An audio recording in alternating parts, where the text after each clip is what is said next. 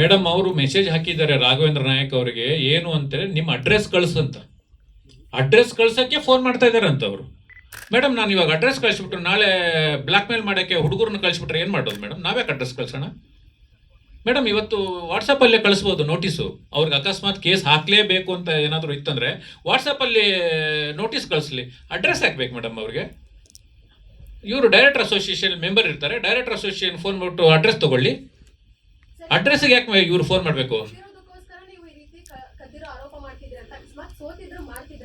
Madam? ನಾನು ಬುಧವಾರ paid premiere show ಮುಗಿಸ್ಕೊಂಡು ಬಂದ ತಕ್ಷಣನೇ ಅವರಿಗೆ ಮೆಸೇಜ್ ಹಾಕಿದ್ದೀನಿ ಅಂತ ಹೇಳ್ತಾ ಇದ್ದೀನಲ್ಲ ಮೇಡಮ್.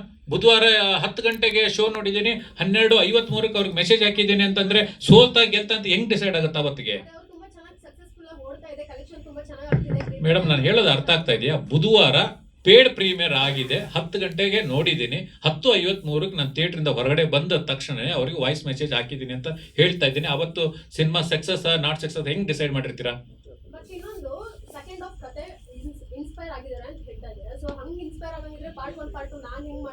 ಮೇಡಮ್? ಒಂದು ಸೂಕ್ಷ್ಮ ನಿಮ್ಗೆ ಹೇಳೋದಲ್ವಾ, ಒಂದು ಆಶ್ರಮದಿಂದ ಮಗುನ ನೀವು ನಾಳೆ ನೀವು ಒಂದ್ಸತಿ ಗೂಗಲಲ್ಲಿ ಹೋಗೋ, ಇಲ್ಲಪ್ಪ ಚೈಲ್ಡ್ ಇದ್ರದ್ದು ಹತ್ರ ಹೋಗಿ ದಯವಿಟ್ಟು ರಿಸರ್ಚ್ ಮಾಡಿ. ಲೀಗಲ್ ಅಡಾಪ್ಷನ್ ಮಾಡ್ಕೊಂಡ ಮೇಲೆ ಅವನಿಗೆ ಹೆಂಗೆ ಅವ್ರು ಕೇಸ್ ತಗೊಳ್ತಾರೆ, ಜಡ್ಜ್ ಹೆಂಗೆ, ಕೋರ್ಟ್ ಹೆಂಗೆ ಕೇಸ್ ತಗೊಳ್ತಾರೆ, ಅದು ಅವ್ರ ಹತ್ರ ಮಾತಾಡಕ್ಕೆ ಹೋದ್ರೆ ಅವರು ಸರ್ ಅದೆಲ್ಲ ನಡೆಯಲ್ಲ. ಅವ್ರು ಅದನ್ನ ಹೇಳಿದೆ ನಾನು ಅವ್ರಿಗೆ, ನೀವು ಅಡಾಪ್ಟ್ ಮಾಡ್ಕೊಂಡ್ರೋ ಮಗು, ನೀವು ಅಡಾಪ್ಟ್ ಮಾಡ್ಕೊಂಡಿದ್ದೀರ ಅಂತಾನೆ ಒರಿಜಿನಲ್ ಪೇರೆಂಟ್ಸ್ ಗೊತ್ತಾಗಲ್ಲ. ಇವಾಗ ರಾಜ್ಕುಮಾರ್ ಅಣ್ಣವ್ರದ್ದು ಕಣ್ಣು ಯಾರು ಕೊಟ್ಟಿದ್ದಾರೆ ಅಂತ ನಮ್ಗೆ ಯಾರಿಗಾದ್ರೂ ಗೊತ್ತಿದೆಯಾ? ಅಡಾಪ್ಟೇಷನ್ ಮಾಡ್ಕೊಂಡು ಆದ್ಮೇಲೆ ಆ ಮಗು ಎಲ್ಲಿದೆ, ಯಾರಿಗೆ ಕೊಟ್ಟಿದ್ದೀವಿ ಅಂತ ಅವರು ಹೇಳೋದೇ ಇಲ್ಲ ಯಾರಿಗೂ. ಇವ್ರು ಹೇಳ್ತಾರೆ ಸಿನಿಮಾದಲ್ಲಿ, ಇವ್ರು ಡೈರೆಕ್ಟಾಗಿ ಬಂದು ಇವ್ರ ಮೇಲೆ ಅವ್ರು ಕೇಸ್ ಹಾಕ್ಬಿಡ್ತಾರಂತೆ. ಐ ಆಮ್ ಸ್ಯಾಮ್ ಅಂತ ಒಂದು ಇಂಗ್ಲಿಷ್ ಸಿನಿಮಾ ಇದೆ, ಅದರಿಂದ ಅದು ಇನ್ಸ್ಪೈರ್ ಆಗಿ ಮಾಡಿರೋ ಪಿಕ್ಚರ್. ಅದು ಆ ಕತೆ ಬೇರೆ, ಈ ಕೋರ್ ಪಾಯಿಂಟ್ ಬೇರೆ. ಇದ್ರದ್ದು ಇವಾಗ ಏನು ನಾವು ಅಲಿಗೇಷನ್ ಮಾಡ್ತಾ ಇದ್ದೀವ, ಇದ್ರ ಕೋರ್ ಪಾಯಿಂಟು ಒಂದು ಮಗುನ ಒಬ್ಬ ಫಾದರ್ ಬೆಳೆಸ್ತಾ ಇರ್ತಾನೆ, ದತ್ತು ತಗೊಂಡು ಬೆಳೆಸ್ತಾ ಇರ್ತಾನೆ. ಅವಾಗ ಒರಿಜಿನಲ್ ಫಾದರ್ಸು ಬಂದು ಈ ಮಗುನ ನನಗೆ ವಾಪಸ್ ಕೊಡಿ ಅನ್ನೋದು ಕೋರ್ ಪಾಯಿಂಟ್. ಇದು ಈ ಕೋರ್ ಪಾಯಿಂಟು ದೈವ ತಿರುಮಗಳಲ್ಲ. ಈ ಕೋರ್ ಪಾಯಿಂಟು ಕೂಡಲ ಸಂಗಮ ನಾವು ಮಾಡ್ಕೊಂಡಿರೋ ಕತೆ ಮತ್ತು ಲವ್ ಮಾಕ್ಟೆಲ್ 3 ಇವೆರಡರದ್ದು ಕೋರ್ ಪಾಯಿಂಟ್. ಆತ್ಮ ಎರಡು ಒಂದೇ, ಡೆಕೋರೇಷನ್ ಬೇರೆ ಬೇರೆ ಇದೆ. ಮತ್ತೆ ಅದನ್ನ ಹೇಳ್ತೀನಿ, ಮತ್ತೆ ಅವ್ರು ಬೆಳಿಗ್ಗೆ ಅದನ್ನ ಹೇಳಿದರು, ಸೀನು ಬೇರೆ ಇದೆ, ಲೊಕೇಶನ್ ಬೇರೆ ಇದೆ, ಕ್ಯಾರೆಕ್ಟರ್ ಬೇರೆ, ಡೈಲಾಗ್. ಹೌದು ಸ್ವಾಮಿ, ನೀವು ಹೇಳೋದೆಲ್ಲ ಸತ್ಯ. ಆದರೆ ಒಂದು ಸಿನಿಮಾಗೆ ಆತ್ಮ ಅನ್ನೋದೊಂದು ಇರುತ್ತಲ್ಲ, ಕೋರ್ ಪಾಯಿಂಟ್ ಅನ್ನೋದೊಂದು ಇರುತ್ತಲ್ಲ, ಆ ಕೋರ್ ಪಾಯಿಂಟ್ ನಮ್ದು ಅಲಿಗೇಷನ್ ಇರೋದೇ ಇಂಟ್ರೋಲ್ ಬ್ಲಾಕ್ ಏನಿದೆಯಲ್ಲ, ನಂದು ಇಂಟ್ರೋಲ್ ಬ್ಲಾಕಿಂದ ಹಿಡಿದು ಕ್ಲೈಮ್ಯಾಕ್ಸ್ವರೆಗೂ ನನ್ನ ಕತೆ. ಅದು ನಿಮ್ಮ ಪಾತ್ರಗಳು ಬೇರೆ ಬೇರೆ ಸೃಷ್ಟಿ ಮಾಡ್ಕೊಂಡಿದ್ದಾರೆ, ಆದರೆ ಅಲ್ಲಿ ಏನು ಕೋರ್ ಪಾಯಿಂಟ್ ಇದೆಯಲ್ಲ, ಆ ಕೋರ್ ಪಾಯಿಂಟ್ ನಮ್ದು. ಅದು ನಮ್ದರಿಂದನೇ ನೀವು ಇನ್ಸ್ಪೈರ್ ಆಗಿ ಮಾಡಿರೋದು. ಇದು ಖಂಡಿತವಾಗ್ಲೂ ಹೌದು. ಇದನ್ನು ನಾವು ಕೋರ್ಟಲ್ಲಿ ನಿರೂಪಣೆ ಮಾಡೇ ಮಾಡ್ತೀವಿ, ಇದನ್ನು ಪ್ರೂವ್ ಮಾಡೇ ಮಾಡ್ತೀವಿ ಕೋರ್ಟಲ್ಲಿ. ಇವ್ರು ಹೋಗಿ ನಿಂತ್ಕೋತಾರೆ. ಸೊ ಆವಾಗ ಸೆಕೆಂಡ್ ಹಾಫ್ ಇಡೀ ಮಗು ಯಾರಿಗೆ ಸೇರಬೇಕು, ಒರಿಜಿನಲ್ ಪೇರೆಂಟ್ಸಿಗೆ ಸೇರಬೇಕಾ, ಬಯೋಲಾಜಿಕಲ್ ಪೇರೆಂಟ್ಸ್ ಸೇರಬೇಕಾ, ಅಥವಾ ಸಾಕಿದವ್ರಿಗೆ ಸೇರಬೇಕಾ ಅನ್ನೋದ್ರ ಮೇಲೆ ಇಡೀ ವಾದವಿವಾದಗಳು ನಡೆಯುತ್ತೆ. DNA ಟೆಸ್ಟ್ ನಡೆಯುತ್ತೆ. ಅವ್ರ ಮಗು ಹೆಂಗೆ ಆಯಿತು ಅಂತ ಅವರೊಂದು ಕತೆ ಫ್ಲ್ಯಾಶ್ ಬ್ಯಾಕ್ ಹೇಳ್ತಾರೆ. ನಮ್ಮ ಕಥೆಯಲ್ಲಿ ಬೇರೆ ಫ್ಲ್ಯಾಶ್ ಬ್ಯಾಕ್ ಇದೆ, ಅವ್ರ ಕಥೆಯಲ್ಲಿ ಬೇರೆ ಫ್ಲ್ಯಾಶ್ ಬ್ಯಾಕ್ ಇದೆ. ಸೊ ಇಲ್ಲಿ ನಮ್ಮಲ್ಲಿ ಗಂಡು ಮಗು, ಅವರಲ್ಲಿ ಹೆಣ್ಣು ಮಗು ಇದೆ. ಸೊ ಇದಾದ್ಮೇಲೆ ಇವನು ಹೆಂಗೆ ಸಾಕ್ತಾ, ಇವನು ಎಷ್ಟು ಚೆನ್ನಾಗಿ ನೋಡ್ಕೊಂಡ, ಇವನ ಮೇಲೂ ಏನೇನು ಫಾಲ್ಸ್ ಎಲಿಗೇಷನ್ ಮಾಡ್ತಾರೆ, ಇಲ್ಲ ಅವ್ನು ತುಂಬ ಚೆನ್ನಾಗಿ ನೋಡ್ಕೊಂಡ ಅಂತ ಹೇಳ್ತೀವಿ. ಮಗು ನಾನು ಒರಿಜಿನಲ್ ಅಪ್ಪ ಅಮ್ಮನ ಜೊತೆನೇ ಹೋಗಲ್ಲ ಅನ್ನತ್ತೆ, ಇವ್ರ ಜೊತೆ ಹೇಳಿದ್ರು. ನಾವು ಕಥೆಯಲ್ಲಿ ಮಗುನೂ ಕೂಡ ಕೇಸ್ ನಡೆಯುವಾಗ ಇಟ್ಕೊಂಡಿಲ್ಲ, ಯಾಕಂದ್ರೆ ಜಡ್ಜ್ ಹೇಳ್ತಾರೆ ಮಗು ಮೇಲೆ ಪರಿಣಾಮ ಬೀಳುತ್ತೆ, ಮಗು ಇರಬಾರ್ದು ಈ ಕೇಸ್ ನಡೆಯುವಾಗ, ಮಗುನ ನ್ಯೂಟ್ರಲ್ ಮಾಡಿಬಿಡ್ತಾರೆ. ಇದೇ ಕೇಸ್ ಮೇಲೆ ಇಡೀ ಕತೆ ನಡೆಯುತ್ತೆ. ನಡ್ತಾ ಆದಾಗ ಕೊನೆಗೆ ಜಡ್ಜು ಕೂಡ ಹೇಳ್ತಾರೆ, ಇದನ್ನ ನಾವು ರೇರ್ ಕೇಸ್ ಥರ ನೋಡಬೇಕು, ಇದನ್ನು ಬಯೋಲಾಜಿಕಲ್ ಪೇರೆಂಟ್ಸ್ ಕೊಡೋಕ್ಕಾಗಲ್ಲ. ಈ ಸಮಯದಲ್ಲಿ ಮಗುಗೇನು ಮುಖ್ಯ, ಆ ಮಗುನ ಬೆಳವಣಿಗೆಗೆ, ಮಗು ಆರೋಗ್ಯದ ಮೇಲೆ ಏನಿದಿರುತ್ತೆ ಅಂತ ಇದ್ರ ಮೇಲೆ ಸಪ್ರೇಟ್ ಇಮೋಷ್ನಲ್ ಆಗಿ ಅದನ್ನು ತಗೊಂಡು, ಸೊ ಕೋರ್ಟು ಸಾಕು ತಂದೆಗೆ ಮಗು ಇರಲಿ ಅಂತ ಡಿಸಿಷನ್ ಕೊಡುತ್ತೆ. ದಿಸ್ ಇಸ್ ಕತೆ. ಇದ್ರ ಮೇಲೆ ನಮ್ಮದು ಸೀನ್ ಬೇರೆ ಇದೆ. ಫಸ್ಟ್ ಹಾಫ್ ನಾನು ಹೇಳ್ತಾನೆ ಇಲ್ಲ, ಇಂಟ್ರೋಲ್ ಬ್ಲಾಕಿಂಗ್, ಸೆಕೆಂಡ್ ಹಾಫ್ ಸ್ಟ್ರಕ್ಚರ್. ಇದು ನಾವು ಕೃಷ್ಣ ಅವರಿಗೆ 2023 ಡೀಟೇಲಾಗಿ 1.5 ಗಂಟೆ ನರೇಷನ್ ಮಾಡಿದ್ದೀವಿ. ಸೊ ನಾನು ಹೈಡ್ ಮಾಡೋದಿದ್ರೆ ಮೇಡಮ್ ನಾನು ಹೈಡ್ ಮಾಡೋದಿದ್ರೆ ನಾನು ಯಾಕೆ ಹೀರೋಗೆ ಹೇಳ್ತೀನಿ, ಅದನ್ನ ಹೈಡ್ ಮಾಡೋ ಇಲ್ಲ. ಅದೊಂದು ಸುಪ್ರೀಂ ಕೋರ್ಟಲ್ಲಿ ನಡೆದಿರೋ ಒಂದು ಕೇಸ್ ಅದು. ಆಮೇಲೆ ಕಳಿಸ್ತೀನಿ. So sir core point section ಗಳನ್ನ ಜಾಸ್ತಿ ಹೈಲೈಟ್ ಮಾಡ್ತಾರೆ ಸೆಕೆಂಡ್ ಹಾಫ್ ಅಲ್ಲಿ, ಆ ಕೋರ್ಟ್ ಸೆಕ್ಷನ್ ಅಲ್ಲಿ ಈ ಮಕ್ಕಳಿಗೆ ಸಂಬಂಧಪಟ್ಟಂಗೆ ಏನು ಸೆಕ್ಷನ್ಸ್ ಗಳಿದೆ ಅದನ್ನ ಯಾಕೆ ಅಡಾಪ್ಟ್ ಮಾಡಬಾರ್ದು, ಇದ್ರ ಬಗ್ಗೆ ಎಲ್ಲ ಜಾಸ್ತಿ ಇದೆ ಮೇಡಮ್. ಅದರಲ್ಲಿ ನಮ್ಮದ್ರಲ್ಲಿ ಒಂದು ಪಾಯಿಂಟ್ ಇತ್ತು ಸೆಕೆಂಡ್ ಹಾಫಲ್ಲಿ, ಆ ಪಾಯಿಂಟ್ ಬಗ್ಗೆ ಹೇಳ್ತೀನಿ ಕೇಳಿ. ಇವನು ಮದುವೆಗೆ ಒಂದು ಇವನೊಂದು ಲವ್ ಸ್ಟೋರಿ ಓಡ್ತಾ ಇರುತ್ತೆ ಫಸ್ಟ್ ಹಾಫಲ್ಲಿ. ನಮಗೆ ಆ ಲವ್ ಸ್ಟೋರಿ, ಅಪ್ಪ ಬಂದ್ಬಿಟ್ಟು ಮುಸ್ಲಿಂ ಮಗುನ ನೀನು ಸಾಕೋದಾದ್ರೆ ನಾವು ನಿಮಗೆ ಹೆಣ್ಣು ಕೊಡಲ್ಲ ಅಂತ ಅವ್ರ ಅಪ್ಪ ವಾರ್ ಮಾಡ್ಬಿಡ್ತಾನೆ. ನನಗೆ ಮಗುನೇ ಇಂಪಾರ್ಟೆಂಟು ಅಂತ ಆ ಲವ್ ಕ್ಯಾನ್ಸಲ್ ಮಾಡ್ಬಿಟ್ಟು ಇವನು ಬಂದ್ಬಿಡ್ತಾನೆ, ಮದುವೆ ಆಗದೆ ಇರ್ತಾನೆ. ಸೆಕೆಂಡ್ ಹಾಫಲ್ಲಿ ಅಪೋಸಿಟ್ ಲಾಯರು ಸೆಕ್ಸ್ಯೂಲ್ ಆಗಿ ಈ ಮಗುನ ಯೂಸ್ ಮಾಡ್ಕೊಳ್ತಾ ಇದ್ದ ಇವನು ಅಂತ ಕೇಸ್ ಹಾಕ್ತಾರೆ. ಇಲ್ಲೂ ಅದನ್ನೇ ಮಾಡ್ತಾವ್ರೆ. ಇಲ್ಲಿ ಹೆಣ್ಣು ಮಗುನ ಇಟ್ಕೊಂಡು ಇವನು ಇದು ಮಾಡ್ತಾ ಇದ್ದ. ಇಲ್ಲೇ ಇಲ್ಲೇ ಇಲ್ಲೇ ಇಲ್ಲೇ ಇರೋದು ಕತೆ. ಅವರು ಆಮೇಲೆ ಕತೆ ಮೇಡಮ್. ಈಗ ನಾನೀಗ ಅವ್ರ ಹತ್ರ ಲೈನ್ ಇದ್ರೆ, ನಾನು ಈಗ ನಿಮ್ಗೆ ಹೇಳಿದೆ ನೋಡಿ ಕತೆ, ಈ ಕತೆ ಕೇಳಿದಾಗ ಅವ್ರ ಹತ್ರ ಅದೇ ಥರ pattern they should tell me, correct ಅಲ್ವಾ ಮೇಡಮ್? ಸರ್ ನಾವು ಈ ಥರ ಮಗು ಮೇಲೆ ಲವ್ ಮಾಕ್ಟೇಲ್ 3 ಮಾಡ್ತಾ ಇದೀವಿ, ಅದು second half court room drama ಬರುತ್ತೆ, ಬಯೋಲಾಜಿಕಲ್ ಪೇರೆಂಟ್ಸ್ ಬರ್ತಾರೆ. ಸೊ ಅದೇ ತಾನೇ ಈಗ ಅವ್ರು ಮಾಡಿದ್ದದೆ, ಅದನ್ನ ನನ್ನ ಹತ್ರ ನ್ಯಾಚುರಲ್ ಆಗಿ ಹೇಳ್ತಾರೆ, ಮುಂಚೆ ಮಾಡ್ಕೊಂಡಿದ್ದಾರೆ. ಯಾಕಂದ್ರೆ ಅವ್ರು ನನ್ನ ಹತ್ರ ಹೇಳಲಿಲ್ಲ ಚೆನ್ನಾಗಿದೆ ಕತೆ, ನಾವು ಮಗು ಮೇಲೆ ಕತೆ ಮಾಡ್ತಾ ಇದ್ದೀವಿ, ಸೊ ನೀವು ಬೇರೆ ಯಾವ್ದಾದ್ರು ಕತೆ ಹೇಳಿ ಅಂತ ಹೇಳಿದಾಗ ನಮ್ಗೇನು ಅನಿಸ್ತದೆ, ಮಗು ಮೇಲೆ ಯಾವ ಕತೆ 100 ಕತೆ ಮಾಡ್ಬೋದು ಮಗು ಮೇಲೆ. ಅವತ್ತು ಅವ್ರು ಅದೇ ಕತೆ ಇಟ್ಕೊಂಡಿದ್ದೀರಿ, ಡೆಫಿನೆಟ್ಲಿ ಅವ್ರು ನಮ್ಮ ಹತ್ರ ಹೇಳ್ತಾ ಇದ್ರು. ಅವ್ರ ಹತ್ರ ಅವತ್ತು ಕತೆ ಇಲ್ಲ ಅದು. ಸೊ ನಾವು ಆಮೇಲೆ ಏನು ಮಾಡಿದ್ವಿ, ಬೇರೆ ಹೀರೋಗಳಿಗೆ ಅಪ್ರೋಚ್ ಆಯಿತು, ಏನೇನೋ ಆಯಿತು. ಆಮೇಲೆ ರಾಮರಸ ಸ್ಟಾರ್ಟ್ ಆಯಿತು. ಸರ್ ಆಮೇಲೆ ಮಾಡೋಣ ರಾಮರಸ ಮುಗಿದ್ಮೇಲೆ ಅಂತ. ಸೊ ನಾನು ಬೇರೆ ಪ್ರಾಜೆಕ್ಟಲ್ಲ ಅದೇ. ಸೊ ಅದಾದಮೇಲೆ ಅವರು ಅದನ್ನು ಲಿಫ್ಟ್ ಮಾಡಿರ್ಬೋದು, ನಾವು ಮಾಡಲ್ಲ ಅಂತ ಗೊತ್ತಾದ್ಮೇಲೂ ಕೂಡ. ಸೊ ನಾವಂತೂ ಅವ್ರಿಗೆ ಮುಂಚೆನೇ ಕತೆ ಹೇಳಿದ್ದೆ, ಆ ಟೈಮಲ್ಲಿ ಅವ್ರ ಹತ್ರ ಕತೆ ಇರಲಿಲ್ಲ. ಇದ್ದಿದ್ರೆ ಅವರು ನಮ್ಮ ಹತ್ರ ಡೆಫಿನೆಟ್ಲಿ ಹೇಳ್ತಾರೆ ಸರ್. ಅದು ಕಾಮನ್ ಥಿಂಗು. ಯಾವೇ ಡೈರೆಕ್ಟರ್ ಹತ್ರ ನೀವು ಅಥವಾ ನಿರ್ಮಾಪಕರ ಹತ್ರ ಅಥವಾ ಹೀರೋ ಹತ್ರ ಕತೆ ಹೇಳಿದ್ರೆ, ನೀನು ಆಲ್ರೆಡಿ ನಾನು ಈ ಕತೆ ಮಾಡ್ತಾ ಇದ್ದೀನಿ ಅಂತ ಅವ್ರು ಹೇಳೇ ಹೇಳ್ತಾರೆ. ಅವನ ಹತ್ರ ಇಲ್ಲದೆ ಇದ್ದಾಗ ಅವ್ನು ಹೇಳಲ್ಲ ಅಷ್ಟೇ. ನಿಜವಾಗ್ಲೂ ನಿಮ್ಗೆಲ್ಲರಿಗೂ, ಮೀಡಿಯಾದವ್ರಿಗೆ ಎಲ್ಲರಿಗೂ ನಿಜವಾಗ್ಲೂ ಒಬ್ಬ ರೈಟರ್ಗೆ ಮೋಸ ಆಗಬಾರ್ದು ಅನ್ನೋದು ನಿಮ್ಗೆಲ್ರಿಗೂ ನಿಜವಾಗ್ಲೂ ಇದ್ರ ಬಗ್ಗೆ ಆಸಕ್ತಿ ಇದೆ ಅಂತಂದ್ರೆ ನಾನು ಚಾಲೆಂಜ್ ಮಾಡ್ತೀನಿ. ಡಾರ್ಲಿಂಗ್ ಕೃಷ್ಣ ಅವ್ರಿಗೆ ಹೇಳೋಕ್ಕಿಂತ ಮುಂಚೆನೆ ಈ ಕತೆ ನಾವು ರಮೇಶ್ ಅರವಿಂದ್ ಸರ್ಗೆ ಹೇಳಿದ್ದೀವಿ, ಶರಣ್ ಸರ್ಗೆ ಹೇಳಿದ್ದೀವಿ. ನಿಜವಾಗ್ಲೂ ನಿಮಗೆಲ್ಲರಿಗೂ ಮನಸ್ಸು ಇದೆ, ಒಬ್ಬ ರೈಟ್ರಿಗೆ ಅನ್ಯಾಯ ಆಗ್ತಾ ಇದೆ, ಒಬ್ಬ ರೈಟ್ರಿಗೆ ಅನ್ಯಾಯ ಆಗಬಾರ್ದು ಅಂತ ನೀವೇನಾದರೂ ಇದ್ದರೆ ದಯವಿಟ್ಟು ರಮೇಶ್ ಅರವಿಂದ್ ಸರ್ನ ಮತ್ತು ಶರಣ್ ಸರ್ನ ಓಪನ್ ಆಗಿ ಮಾತಾಡೋಕೆ ಹೇಳಿ. ನಮ್ಮ ಡೈಲಾಗ್ ರೈಟರ್ ರಘು ನಿಡ್ವಳ್ಳಿ ಇದ್ದಾರೆ. ಇದನ್ನು ಆಗಬಾರ್ದು ಅನ್ಯಾಯ. ಇದು ಚಾಲೆಂಜ್ ಮಾಡ್ತೀನಿ, ಇದು ಓಪನ್ ಚಾಲೆಂಜ್ ಮಾಡ್ತೀನಿ. ಡಾರ್ಲಿಂಗ್ ಕೃಷ್ಣ ಅವ್ರಿಗೆ ಇದು ಓಪನ್ ಚಾಲೆಂಜ್ ಮಾಡ್ತೀನಿ. ನಾನು 2 ನಿಮಿಷದ ಕತೆ ಹೇಳಿದ್ದೀನ ಇಲ್ಲ ಇದರಿಂದ ಕದ್ದು ಕತೆ ಹೇಳಿದ್ದೀವಿ ಅಂತ ಇದು ಡಿಸೈಡ್ ಆಗಬೇಕು. ಒರಿಜಿನಲ್ ಅವ್ರದ್ದು ಕತೆನ ನಮ್ಮ ಕತೆನ ಅಂತ ಇದು ಡಿಸೈಡ್ ಯಾಕೆಂದರೆ ತುಂಬ ದೊಡ್ಡವರು Ramesh Aravind sir is very legendary actor and director. ನಾನು ಕರೆಯೋಕ್ಕಾಗಲ್ಲ. ಆದರೆ ನಿಮಗೆಲ್ಲರಿಗೂ ಮೀಡಿಯಾದ ಬದ್ಧತೆ ಇದೆ. ಇದು ಒಬ್ಬ ರೈಟ್ರಿಗೆ ನ್ಯಾಯ ಸಿಗಬೇಕು ಅಂತ ನಿಮಗೆಲ್ರಿಗೂ ಏನಾದರೂ ಇತ್ತು ಅಂತಂದರೆ ನಾಳೆ ರಮೇಶ್ ಅರವಿಂದ್ ಸರ್ನು ಕೇಳಿ, ಆಮೇಲೆ ಶರಣ್ ಸರ್ನು ಕೇಳಿ, ಆಕಾಶ್ ಶ್ರೀವಾಸ್ ಅವ್ರನ್ನ ಕೇಳಿ, ಮಹಾಂತೇಶ್ ಹಂದ್ರಾಳ್ ಅಂತ ಇವಾಗ ಒಂದು ಸಿನಿಮಾ ಡೈರೆಕ್ಟ್ ಮಾಡ್ತಾರೆ, ಸ್ಪಾರ್ಕ್ ಅಂತ ಡೈರೆಕ್ಟ್ ಮಾಡ್ತಾ ಇದ್ದಾರೆ, ಅವ್ರು ಕೇಳಿ. ಇವ್ರಿಗೆಲ್ಲರಿಗೂ ಡಾರ್ಲಿಂಗ್ ಕೃಷ್ಣ ಅವ್ರಿಗೆ ಹೇಳೋಕ್ಕಿಂತ ಮುಂಚೆ ಹೋಗಿ ಕತೆ ಹೇಳಿದ್ದೀವಿ. ನಿಮಗೆಲ್ಲರಿಗೂ ಬದ್ಧತೆ ಇದೆ, ನೀವೆಲ್ಲರೂ ನಿಲ್ಲಬೇಕು ಒಬ್ಬ ರೈಟರ್ ಪರವಾಗಿ ಅಂತಂದ್ರೆ ಬನ್ನಿ, ಇದನ್ನ ನಾವು ಹೋರಾಟ ಮಾಡೋಣ. ಇದು ಬಿಟ್ಬಿಟ್ಟು ಪರ್ಸ್ನಲ್ ಆಗಿ ಗುರು ದೇಶಪಾಂಡೆ ಅವರು ಹಿಂಗಿದ್ರು, ಅವರು ಇದು ಬಿಟ್ಬಿಡಿ.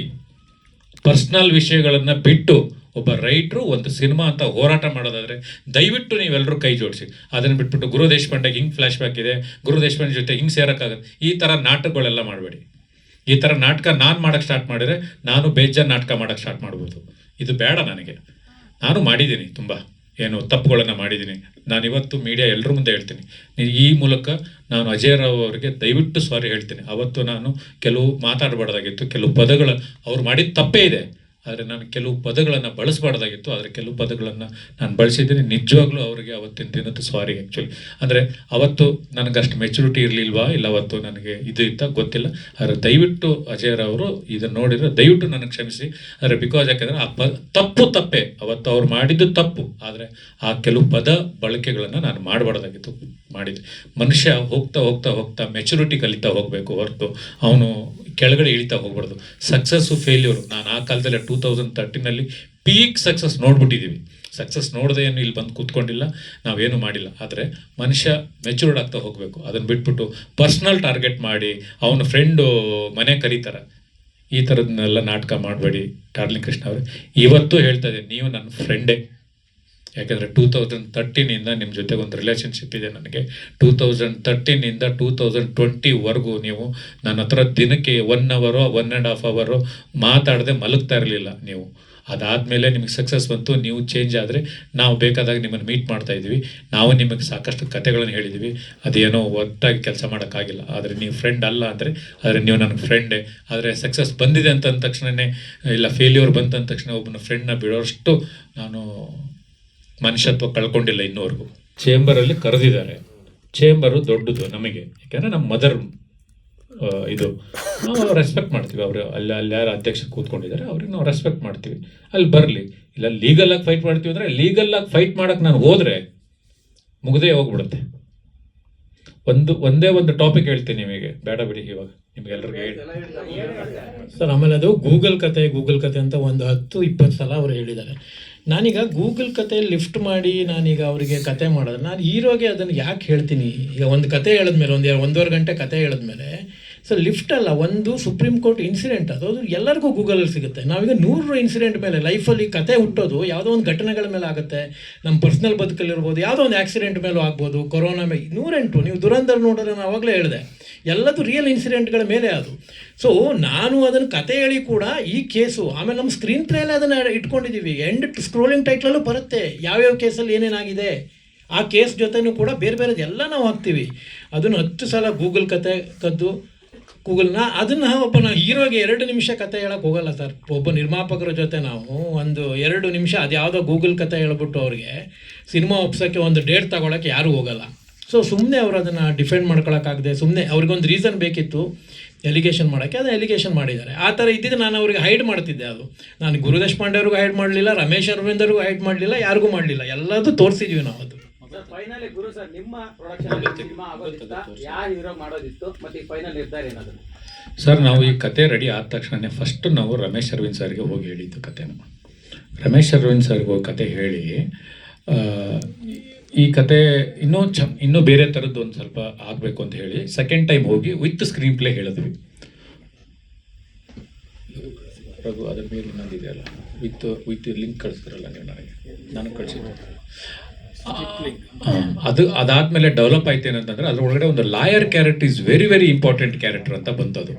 ಆ ಲಾಯರ್ ಕ್ಯಾರೆಕ್ಟರ್ ತುಂಬ ಇಂಪಾರ್ಟೆಂಟ್ ಅಂತಂದಾಗ ನಾನು ರಮೇಶ್ ಸರ್ನ ಮತ್ತು ಶಿವಣ್ಣ ಅವ್ರನ್ನ ಕಾಂಬಿನೇಷನ್ ಮಾಡಿದ್ರೆ ತುಂಬ ಚೆನ್ನಾಗಿರುತ್ತೆ. ಯಾಕೆಂದರೆ ನಮ್ಮೂರ ಮಂದಾರವೇ ಆದಮೇಲೆ ಅವರಿಬ್ಬರು ಕಾಂಬಿನೇಷನ್ನೇ ಮಾಡಿಲ್ಲ.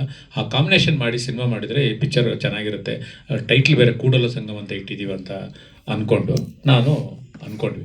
ಅದಾದಮೇಲೆ ಬಜೆಟ್ಟು ತುಂಬ ಮೀರಿತು, ಆ ಬಜೆಟ್ ಮಾಡೋಕ್ಕಾಗಲ್ಲ ಅಂತಂದಾಗ ಸರಿ ನಮಗೆ ತುಂಬ ಹತ್ತಿರದ ಡಾರ್ಲಿಂಗ್ ಕೃಷ್ಣ ಅವರು, ಸರಿ ಡಾರ್ಲಿಂಗ್ ಕೃಷ್ಣ ಇಟ್ಕೊಂಡೆ ಮಾಡೋಣ ಸ್ವಲ್ಪ ಕಮ್ಮಿ ಇದರಲ್ಲಿ ಅಂತ. ಆಮೇಲೆ ಡಾರ್ಲಿಂಗ್ ಕೃಷ್ಣ ಅವರು ಕತೆ ಹೇಳಿದ್ದು. ಇಷ್ಟೇ ವಿಷಯ. ಅದು ಓಪನ್ ಮಾಡಿ ತೋರಿಸಿ. ಹಾಂ, ಶರಣ್ ಅವ್ರಿಗೂ ಹೇಳಿ ನೋಡಿ. ಅವರಿಗೆ ಅದ್ರಲ್ಲಿ ಕೆಳಗಡೆ ಇದು ಇದೆಯಾ ಅದ್ರದ್ದು ಸರ್. ಈಗ ಅಲ್ಟಿಮೇಟ್ಲಿ ನೀವು ಚೇಂಬರ್ ಹೋದ್ರು ಕೂಡ ಇಲ್ಲಾದ್ರೂ ಕೂಡ ನೀವು ಒಂದೇ ಬೇಡಿಕೆ, ಅವರು ಟೈಟ್ಲ್ ಕಾರ್ಡಲ್ಲಿ ಕೋಡ್ ಹೇಳ್ಕೊಂಡು ಹೆಸರು ಬೇಕು ಅಂತ ಕತೆ ನಾವು ಇನ್ಸ್ಪೈರ್ ಆಗಿದ್ದೀವಿ ಅವರಿಂದ ಅಂತ ಒಪ್ಕೊಂಡು, ಒಬ್ಬ ರೈಟ್ರಿಗೆ ಬೆಲೆ ಕೊಡಿ, ರೈಟ್ರಿಗೆ ಬೆಲೆ ಕೊಡಿ. ಇವತ್ತು ಕನ್ನಡ ಇಂಡಸ್ಟ್ರಿ ಬೇರೆ ಬೇರೆ ಇಂಡಸ್ಟ್ರಿಗೆ ಹೋಲಿಸ್ಕೊಂಡ್ರೆ ಸಕ್ಸಸ್ ರೇಟ್ ಕಮ್ಮಿ ಇದೆ. ಯಾಕೆಂದರೆ ನಾವು ರೈಟರ್ಸ್ಗೆ ಬೆಲೆ ಕೊಡ್ತಾ ಇಲ್ಲ. ರೈಟರ್ಸ್ಗೆ ಬೆಲೆ ಕೊಟ್ಟರೆ ಆಟೋಮೆಟಿಕ್ಕಾಗಿ ನಾವು ಮಲಯಾಳಂಗಿಂತ ಒಳ್ಳೆ ಸಿನಿಮಾ ಮಾಡ್ಬೋದು, ತೆಲುಗಿಗಿಂತ ಒಳ್ಳೆ ಸಿನಿಮಾ ಮಾಡ್ಬೋದು, ತಮಿಳ್ಗಿಂತ ಒಳ್ಳೆ ಸಿನಿಮಾ ಮಾಡ್ಬೋದು. ರೈಟರ್ಸ್ಗೆ ಬೆಲೆ ಕೊಟ್ಟರೆ, ನೀವು ರೈಟರ್ಸ್ನ ಕತೆ ಕೇಳಿಬಿಟ್ಟು ಆ ರೈಟರ್ಸ್ಗೆ ಬೆಲೆ ಕೊಡದೆ ನಾನೇ ಎಲ್ಲ ಮಾಡಿದೆ ಅಂತ ಹಾಕ್ಕೊಂಡ್ರೆ ಏನಿದೆ ರೀ ಅದರಲ್ಲಿ? ಒಬ್ಬ ರೈಟರ್ಸ್ಗೆ ಸ್ಕ್ರೀನ್ ಪ್ಲೇ ರೈಟ್ರಲ್ಲಿ ರಾಘುವನ್ನು ಮಾಡಿದ ಮುಗಿದೋಯ ಹೋಯ್ತಲ್ಲ, ಏನಿದೆ ಅದರಲ್ಲಿ? ಏನು 1 ಕೋಟಿ ರೆಮ್ಯುನರೇಷನ್ ಕೇಳ್ತಾರ ರಾಘು? ಇಲ್ವಲ್ಲ, 1 ಕೋಟಿ ಅಂತ ಕೇಳಲ್ವಲ್ಲ. ಏನಕ್ಕೆ ನಿಮಗೆ ಕತೆ, ಚಿತ್ರಕಥೆ, ನಿರ್ದೇಶನ, ನಿರ್ಮಾಪ ಎಲ್ಲ ನಾನೇ ಹಾಕೊಳ್ಳುವಂಥದ್ದು ಏನಿದೆ ಅದರಲ್ಲಿ? ಒಬ್ಬ ರೈಟರ್ಗೆ ವ್ಯಾಲ್ಯೂ ಕೊಟ್ಟರೆ ಇಂಡಸ್ಟ್ರಿ ಬೆಳೀತದೆ. ಇವಾಗ ಆ ಪಿಕ್ಚರಲ್ಲಿ ರಾಘವೇಂದ್ರ ನಾಯಕ್ ಅವ್ರಿಗೆ ಹೆಸರು ಕೊಟ್ಟರೆ, ನಾನು ಲವ್ ಮಾಕ್ಟೈಲ್ 3ಯಲ್ಲಿ ಸ್ಕ್ರೀನ್ ಪ್ಲೇಗೆ ಹೆಲ್ಪ್ ಮಾಡಿದ್ದೀನಿ ಸರ್ ಅಂತ ಹೇಳಿದ್ರೆ 1-2 ಸಿನಿಮಾ ಸಿಗುತ್ತೆ ಇವ್ರಿಗೂ. ಆ 1-2 ಸಿನಿಮಾದಿಂದ ಇವ್ರು ಬದುಕು ಕಟ್ಕೊಳ್ತಾರೆ. ಈ ಥರ ಇನ್ನೊಂದು 4 ಜನ ರೈಟರ್ಸ್ ಬರ್ತಾರೆ. ಇವಾಗ ಜೆಂಟಲ್ಮ್ಯಾನ್ ಸಿನಿಮಾ ಮಾಡೋಕ್ಕಿಂತ ಮುಂಚೆ ಅವ್ರೊಂದು ಸಿನಿಮಾ ಆವ್ರೇಜ್ ಆಗಿತ್ತು ಜಡೇಶ್ ಅವ್ರಿಗೆ. ನಾನು ಕರೆದು ಜೆಂಟಲ್ಮ್ಯಾನ್ ಸಿನಿಮಾ ಕೊಟ್ಟೆ, ಒಳ್ಳೆ ರಿಪೋರ್ಟ್ ಬಂತು, ಸಾಂಗ್ ಹಿಟ್ ಆಯ್ತು, ಎಲ್ಲ ಹಿಟ್ ಆಯಿತು. ಅದಾದಮೇಲೆ ಹೋಗಿ ಶರಣ್ ಅವ್ರಿಗೆ ಸಿನಿಮಾ ಮಾಡಿದ್ರು, ಹೋಗಿ ದುನಿಯಾ ವಿಜಯ್ ಅವ್ರಿಗೆ ಸಿನಿಮಾ ಮಾಡಿದ್ರು, ಹೋಗಿ ಕಾಟೇರ ಕತೆ ಬರೆದ್ರು. ಒಬ್ಬರು ಬೆಳೆಸೋದ್ರಿಂದ, ಒಬ್ರಿಗೆ ಕ್ರೆಡಿಟ್ ಕೊಡೋದ್ರಿಂದ ಕಮ್ಮಿ ಏನಾಗುತ್ತೆ? ಅಲ್ವಾ? ಅದನ್ನ ಅರ್ಥ ಮಾಡ್ಕೊಳ್ತಾ ಇಲ್ಲ. ಸರ್ ಅದ್ರ ಬಗ್ಗೆ ಮಾತಾಡಿ ಅಂತಂದ್ರೆ ಇನ್ಯಾವ್ದ್ರ ಬಗ್ಗೆನೂ ಮಾತಾಡ್ತಾರೆ ಪರ್ಸನಲ್. ಸರ್ ಅವ್ರು ಡೈರೆಕ್ಟ್ ಆಗಿ ನಾನು ಕಾಂಪ್ರಮೈಸ್ ಆಗಲ್ಲ, ಕ್ರೆಡಿಟ್ ಸ್ವಲ್ಪ ಚಾನ್ಸೇ ಇಲ್ಲ ಅಂತ ಹೇಳಿದ್ರು. ಪಿಡಿ ಫೈಟ್ ಮಾಡೋಣ, ಫೈಟ್ ಮಾಡಕ್ ರೆಡಿ ಇದೀವಲ್ಲ. ಸರ್ ಫಸ್ಟ್ ಅಮೌಂಟಿಗೆ ಬೇಡಿಕೆ ಇಟ್ಟಿದ್ರೆ ಇವಾಗ ಕ್ರೆಡಿಟ್ ಕೇಳ್ತಾ ಇದ್ದಾರೆ ಅಂತ ಹೇಳಿದ್ರು ಅವ್ರು. ನೋಡಿ, ನಾನು ರಾಘವೇಂದ್ರ ಸ್ವಾಮಿನ ನಾನು ತುಂಬಾ ನಂಬ್ತೀನಿ, ಪ್ರಮಾಣ ಮಾಡಿ ಹೇಳ್ತೀನಿ, ಅವ್ರ ಹತ್ರ ನಾನು ದುಡ್ಡು ಕೇಳಿಲ್ಲ. ಅದಕ್ಕೆ ಸಾಕ್ಷಿನೂ ಇದೆ, ಅವ್ರಿಗೆ ವಾಯ್ಸ್ ಮೆಸೇಜ್ ಕಳಿಸಿರೋದಿದೆ. ವಾಯ್ಸ್ ಮೆಸೇಜ್ ಕಳಿಸೋದು, ಆ ವಾಯ್ಸ್ ಮೆಸೇಜ್ ಕೇಳಿಸ್ತಾ ಇದೆ. ಇವತ್ತು ನಮ್ಮ ಟೈಮ್ ಸರಿ ಇಲ್ವಾ ಏನೋ ಗೊತ್ತಿಲ್ಲ, ನನ್ನ ಮೊಬೈಲ್ ಹ್ಯಾಂಗ್ ಆಗಿಬಿಟ್ಟಿದೆ, ಅದಕ್ಕೆ ಅಲ್ಲಿ ಇಟ್ಟಿದ್ದೀನಿ ಕೆಳಗಡೆ. ಇಲ್ಲ ಅಂತಿದ್ರೆ ಆ ವಾಯ್ಸ್ ಮೆಸೇಜೇ ನಿಮ್ಗೆ ಕೇಳಿಸ್ಬಿಡ್ತಿದ್ದೆ. ನಾಳೆ ಏನೋ ನಮ್ಮ ಅನಿಲ್ ಅದು ರಿಕವರಿ ಮಾಡಿಕೊಡ್ತೀನಿ ಅಂತ ಹೇಳಿದ್ದಾನೆ, ಅದು ರಿಕವರಿ ಮಾಡಿಕೊಟ್ರೆ ಆ ವಾಯ್ಸ್ ಮೆಸೇಜು ನಿಮ್ಗೆಲ್ಲರಿಗೂ ಫಾರ್ವರ್ಡ್ ಮಾಡಿಬಿಡ್ತೀವಿ. ಮೇಡಮ್ ಇದು ಬೇರೆ ಮಾಡ್ತೀರಾ ನೀನಣ್ಣ? ಸುಮ್ಮನೆ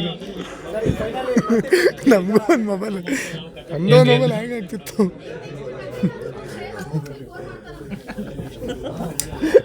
ಮೇಡಮ್ ಅದೇ ಹೇಳಿದ್ನಲ್ಲ ಮೇಡಮ್, ನನಗೆ ಪರ್ಸ್ನಲ್ ಆಗಿ ನನಗೂ ಒಂದು 45 ಏಜ್ ಆಗ್ತಾ ಇದೆ, ಸಾಕಾಗಿದೆ.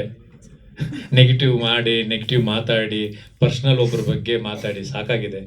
ಈ ಉಡಾಪೆಗಳ ಮಾತುಗಳು ಆಡೋಕ್ಕೆ ನಾನು ಬಂದಿಲ್ಲ.